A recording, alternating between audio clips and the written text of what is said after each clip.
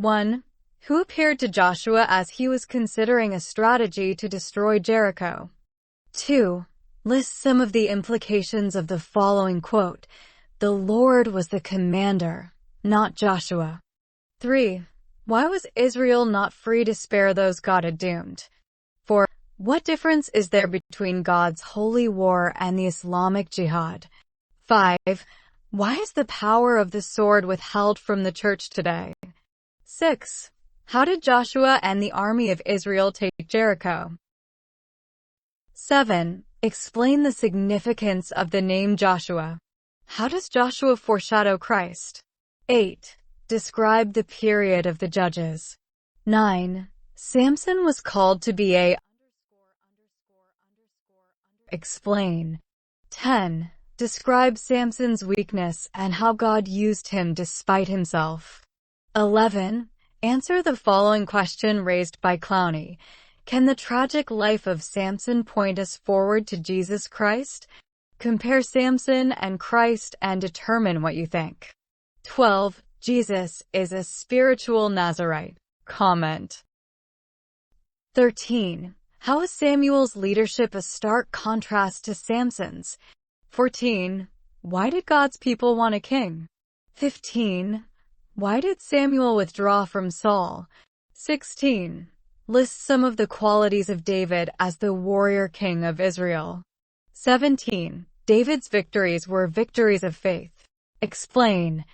18. How did David's sin with Bathsheba undermine his authority in the life of his family? 19. True devotion is spontaneous. Reflect on this phrase. What does it mean in the lives of David's warriors? 20. How is Jesus our warrior king? 21. What is the Old Testament term for loyalty or devotion? What does the unfolding of God's plan of salvation reveal as God's ultimate gift of Chesed? 22. Read Ruth 4 verse 14. Explain what a kinsman redeemer is. How is God the kinsman redeemer of his people? 23. How do the Psalms carry forward the story of Jesus? 24. Read Psalm 22. David by inspiration goes far beyond his own experience. Explain in light of what you have just read in the Psalm.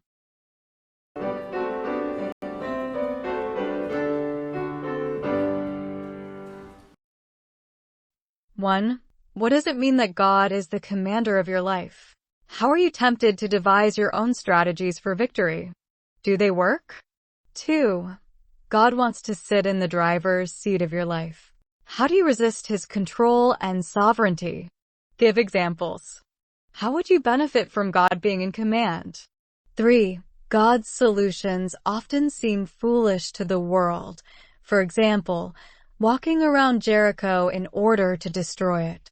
Think of other examples from the scriptures or your own life in which God has conquered through apparent foolishness. 4. What weapons do you use for spiritual warfare?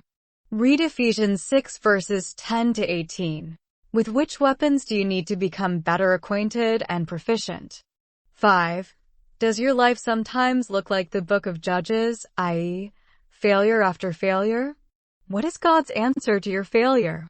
6. Samson was no saint, and yet God used him in his weakness to accomplish his will. In what area of your life do you feel most weak? How has God used you in this area, and how have you learned to boast in your weakness? Give examples.